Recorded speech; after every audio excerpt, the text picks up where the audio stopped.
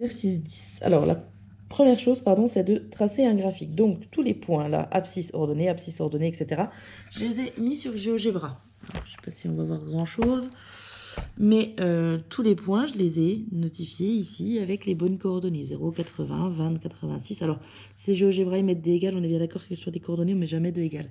Donc, j'ai placé les points et je les ai reliés. Ça m'a fait une droite. Donc, ce qui veut dire que si on veut représenter ça avec une fonction, on peut prendre une fonction affine.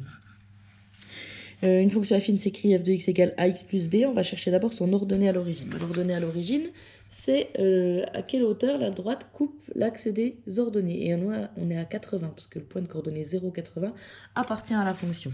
Donc, comme f de 0 égale 80, b égale à 80. C'est l'ordonnée à l'origine. Ensuite, on cherche le a. Bon, alors, j'ai pris le deuxième point, bêtement, hein. F de 20 égale 86, vous auriez pris n'importe lequel autre, ça aurait fonctionné aussi. F de 20 égale 86, ce qui va me donner a fois 20 égale, plus 80 égale 86, donc ça c'est f de 20, sachant que je ne connais pas a, et j'ai comme inconnu la lettre a, donc je vais l'isoler. Le 80 va passer de l'autre côté, moins 80 du coup, et on va diviser par 20, ça va faire 6 sur 20, c'est-à-dire 0,3. Une fois qu'on a l'ordonnée à l'origine et le coefficient directeur, on a la fonction f de x égale à 0,3x plus 80. Ensuite, dernière question, on sait que le ressort a une longueur de 120 cm, c'est-à-dire que c'est l'ordonnée qui est égale à 120. Si l'ordonnée est égale à 120, nous on cherche l'abscisse, on cherche le x. Donc le 0,3x plus 80 doit être égal à 120.